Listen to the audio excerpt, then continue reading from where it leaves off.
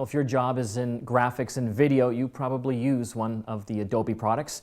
We've got Steve Fehr here from Adobe. Talk about Creative Suites. Yeah, it's hard to know what to talk about. Everything's new at Adobe. If you're in the creative space and you haven't checked out adobe.com lately, please head over there. There's everything new from whether you're a web designer or a creative designer for print or traditional print methodologies, whether you're using new technologies to use things like YouTube and all that kind of stuff. There's lots of great stuff for everybody to check out at adobe.com. I find it fascinating how you guys can actually have all of these products done at the same time. Like we're up to Creative Suite 3 now, so you've got to have the Photoshop version ready, the Premiere version ready, and I can't even remember all the other programs you have going as well. So I mean, what kind of challenge is that to get it? Well, it's a really amazing feat for our engineers to pull that off, because not only does Photoshop have to be a worthy upgrade for Photoshop users, but it's got to play nice with Premiere and After Effects and Illustrator and InDesign. I mean, I have no clue how they do it. I mean, it's all magic to me, but it is amazing. Then you throw in a wrinkle like, gee, we bought Macromedia just over a year ago. So not only do you Flash have, people. you got to get Flash in there and all of the amazing Macromedia technology in there as well. So to pull that all off in just over a year, to me, is truly remarkable. So it's really exciting stuff. So let's look at maybe a few of the programs in there, because I don't think we have time to look at them all. But all 72 of them? All 72 of them. I mean, what are some of the big changes? You know, it's just starting kind of all together. So at a macro level, I think the biggest change is it all has to work together. And I think that's what we spent the lion's share of the time, is to make sure that all of the applications have a consistent interface. So whether you're working creatively to produce a printed material, something for television, something for Flash on the web, it's all got to work the same way. And I think that's the truly amazing thing. So if you're a web designer and you want to take a shot at doing some work in video, or you're a video guy and you want to do some print work, you know, making sure the interface is consistent and allowing people to go do that creative work is a really, really important part of where we're going. So you'll see that we basically have collections of products now. So you can get a web collection, a design collection, or if you're an Uber designer and you're working in all of those types of media, you just get something called Master Collection. Literally every single Adobe application known to mankind in one box. So how many different ones are there? I don't actually know.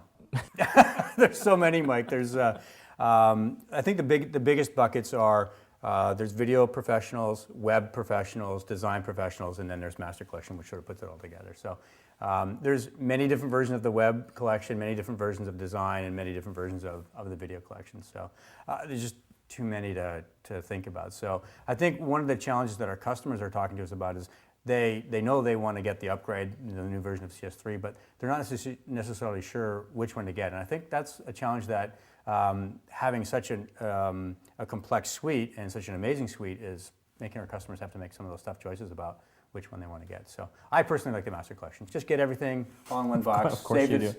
How much is that, like $20,000? It's, you just trade a small car and you get yourself a Master Collection, I think. People obviously look at this, you know, if you're in the industry in graphics and video, you're kind of used to the price, but some people getting into it, they look at it, and I mean, this stuff, you know, can start at $1,000 and get into the thousands of dollars. And I mean, what do you tell them? Like, why is it so much money?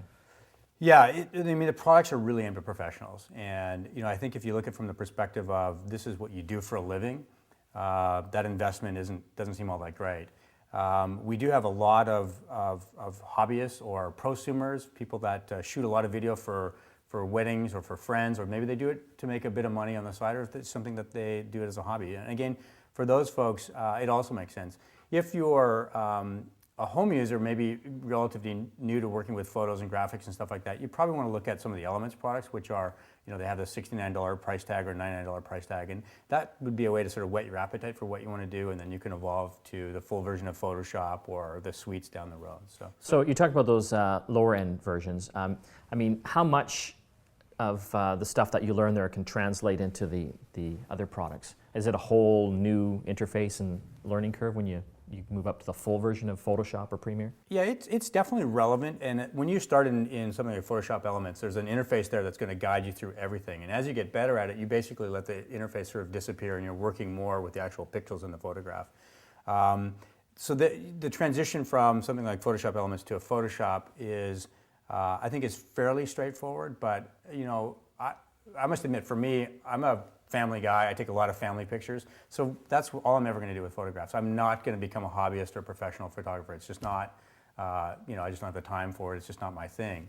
So I'm probably going to stay in Photoshop Elements forever. And on the video side, I like to play with video at a more extensive level. So I'm using the real version of Premiere for that, as opposed to Premiere Elements, which is sort of the entry-level product. So I think it's different for everybody and what they want to get out of it. You know, products like Photoshop really is a lifelong study. I mean, you know, it's so deep and so complex, and there's so much you can do with it. It takes some work. It takes some work to get a lot out of Photoshop or a product like that. So if I go down and buy Creative Suite 3, which are all the different programs, right. Creative Suite 4, is it coming out in January? No, I actually don't know when it's coming out. What is the life cycle? That's a great question. Well, and I'll probably answer it and get in a lot of trouble for answering, but it's around, if you look at what we've done historically, it's about every 18 months or so is when a new version comes out. And of course, there's a sliding scale of pricing for upgrade users that have a previous version of the suite. Whether they're coming in from a Macromedia suite today or from an Adobe suite, you can get into CS3 for an upgrade price rather than starting over again, of course. So if we put up your email address right now, people can email and get some stuff for free? Yeah, they should please send me emails. That'd be great. Actually, they should send you emails. Very cool. Where can people find out more info on all the new stuff? Of course, Adobe.com is a great place to go. You know, at Adobe.com, there's a lot of products they've got to go through. So you can look.